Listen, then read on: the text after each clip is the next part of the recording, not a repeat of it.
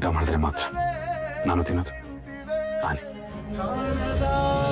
ಕಡಲಿಗೆ ಕನಸಿಗೂ ಜಾರಿವೆ, ಕಣ್ಣ ಹನಿಯೊಂದು ಕಣ್ಣಲೇ ದೂಗಿ, ಏಕೆ ಹೀಗೊಂದು ಭಾರ